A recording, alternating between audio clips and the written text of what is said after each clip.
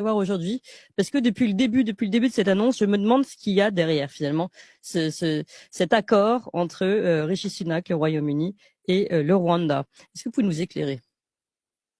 Écoutez, les choses sont extrêmement simples. Il y a maintenant 25 ans que je martèle régulièrement que le Rwanda, l'arrivée au pouvoir de Paul Kagame a été soutenue par l'administration Clinton et par les Britanniques et qu'il a été pendant une très grande partie de son mandat, Monsieur Tony Blair.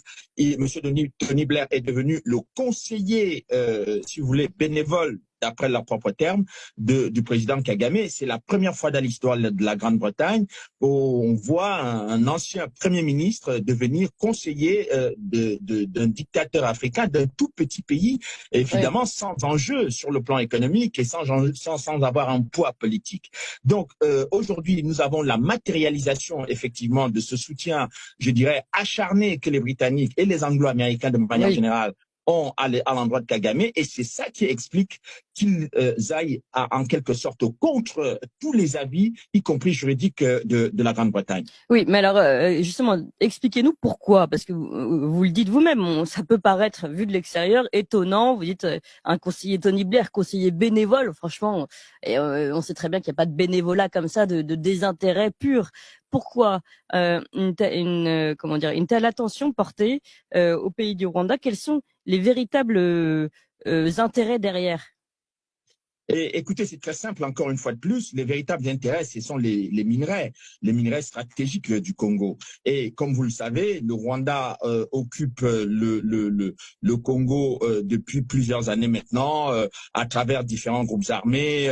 D'abord, c'était le RCD Goma, et puis après, c'était le CNDP, et puis maintenant, c'est le M23 dont tout le monde parle. Mais le Conseil de sécurité des Nations Unies n'a jamais sanctionné le Rwanda pour la violation de la souveraineté du territoire congolais. Et on a entendu le président Tshisekedi actuellement à Paris demander des sanctions aussi bien au niveau du Conseil de sécurité qu'au niveau de l'Union européenne, que les pays européens sanctionnent le Rwanda pour son pillage de minerais stratégiques, notamment le coltan qui sert à la fabrication des téléphones portables et puis le cobalt qui va servir à fabriquer les batteries électriques. Le Congo est le plus gros réservoir de minerais stratégiques, du coltan et du cobalt au monde. Et donc, c'est pour ces raisons essentiellement que les Britanniques défient en quelque sorte leur propre système juridique pour imposer en quelque sorte un accord de partenariat sur la question migratoire au Rwanda. Je rappelle pour vos auditeurs que le Rwanda est un petit pays qui n'a pas la capacité de pouvoir recevoir des migrants venant de l'extérieur, puisque des Rwandais eux-mêmes, c'est-à-dire ceux qui se sont exilés après les événements tragiques de 1994, il y a plus d'1 million de Rwandais qui sont à l'extérieur, exilés en France, en Grande-Bretagne, en Hollande, etc. Pourquoi ne pas faire d'abord rentrer ces Rwandais-là et puis plutôt choisir de faire rentrer des migrants dont on sait très bien que beaucoup viennent essentiellement d'Afghanistan. Donc ce sont des gens qui n'ont rien à voir avec ces terres, le territoire congolais, la guerre qu'ils ont menée en Afghanistan, dont c'est en quelque sorte le bras armé supplémentaire, ce sont des supplétifs que les Britanniques mettent à la disposition de Kagame pour aller faire la guerre des minerais en République démocratique du Congo. Ah oui, parce que alors justement, oui, ça va loin. C'est-à-dire que vous considérez que finalement, ces hommes renvoyés de la terre du Royaume-Uni vont pouvoir participer finalement à ce que vous appelez une forme de génocide, un holocauste qui a lieu au Congo. L'exploitation minière, vous savez, les réserves mondiales du cobalt et du coltan, le coltan aujourd'hui fait gagner des milliards de dollars à des multinationales anglo-américaines, et tout le monde fait aujourd'hui la queue en République démocratique du Congo, tantôt pour voler ces minerais à travers le Rwanda, tantôt pour essayer de les avoir à travers les multinationales. Donc, si vous voulez, quelle est la logique qui peut faire comprendre que le Premier ministre britannique va contre les décisions de la Cour suprême, va contre les décisions de la Cour européenne des droits de l'homme, tout simplement pour envoyer, vous voyez le nombre de pays qu'on traverse pour aller simplement envoyer les gens au Rwanda. Mais pourquoi le Rwanda, un tout petit pays? Si on vous disait, par exemple, qu'il signe un accord avec le Soudan ou je ne sais pas, n'importe quel pays qui est un vaste territoire où il y a de la place pour pouvoir y mettre des migrants, ce serait logique et compréhensible. Mais un petit pays qui est à la frontière, qui mène la guerre en République démocratique du Congo et on le fait avec acharnement, eh bien, pour moi, tout est cohérent, tout est clair et je pense effectivement que vous faites très bien de braquer les projecteurs sur cette affaire ce matin. Oui, alors plusieurs choses. Je vais quand même vous citer la prise de parole donc du porte-parole du gouvernement du Rwanda qui dit: les autorités rwandaises sont impatientes d'accueillir les personnes relocalisées. Nous avons travaillé dur au cours des 30 dernières années, pour faire du Rwanda un pays sûr et sécurisé tant pour les Rwandais que pour les non-Rwandais. Comment vous réagissez à cette annonce de pays sécurisé pour les Rwandais et les non-Rwandais, vous qui avez tant travaillé sur le traitement notamment des Congolais? Mais c'est un mensonge effronté, comme à l'habitude comme ont l'habitude les autorités. Alors attendez, parce que là on a une perte de son de votre côté, décidément. Attendez, Charles Nana, je vous ai perdu, je pense. Charles Nana, attendez, Charles Nana, on ne vous entend plus. Vous avez dû couper votre son. Non. On va tenter de vous récupérer. Ah, ça y est. Allô? Oui. Ouais, ça y est, on vous a retrouvé. On avait perdu votre son.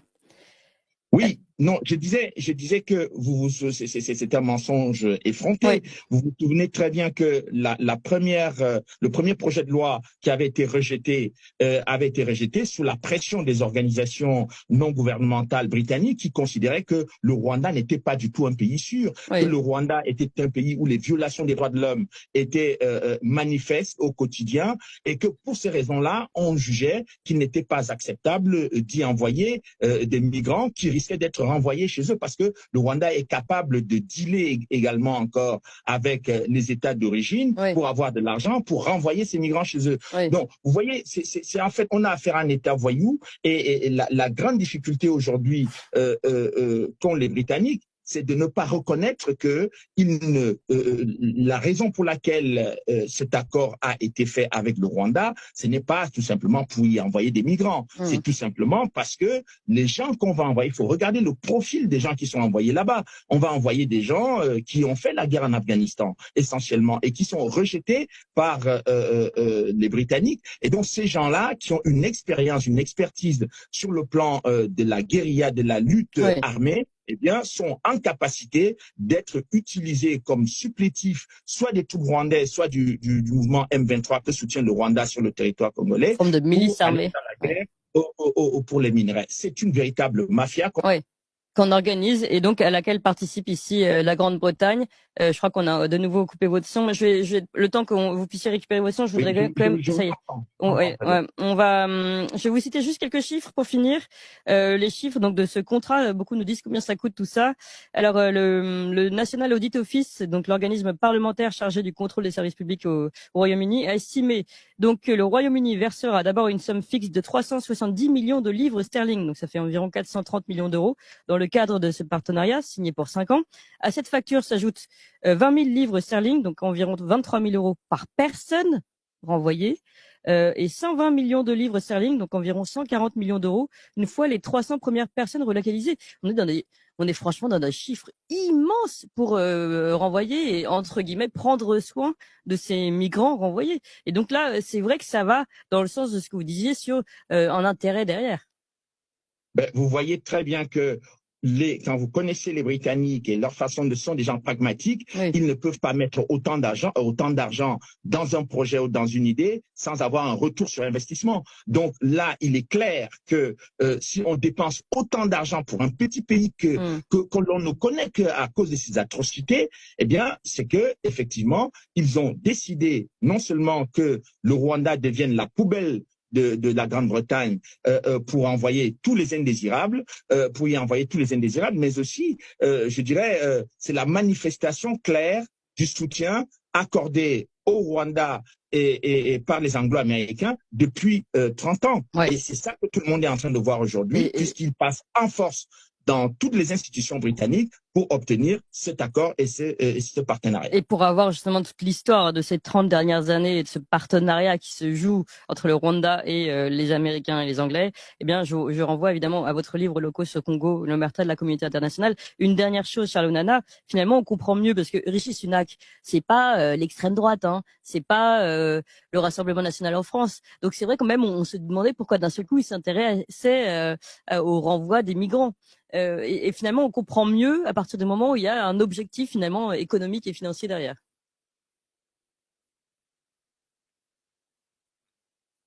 Oui, Oui, c'est c'était. à moi que vous vous Oui, oui, adressez. c'était à vous. Oui, absolument, absolument, absolument, parce que vous savez, Madame Claire Short, qui était le ministre de la coopération de Tony Blair, avait dit à l'époque que on décriait le fait que le Rwanda commettait des crimes et des atrocités sur le territoire congolais. L'objectif était toujours, d'ailleurs, cet objectif qui n'a pas changé, c'était de dire qu'il y avait des génocidaires à l'est du Congo et donc le Rwanda pourchassait les génocidaires à l'est du Congo. Vous voyez Oui. maintenant que on est passé des génocidaires aux groupes armés qui interviennent militairement du côté.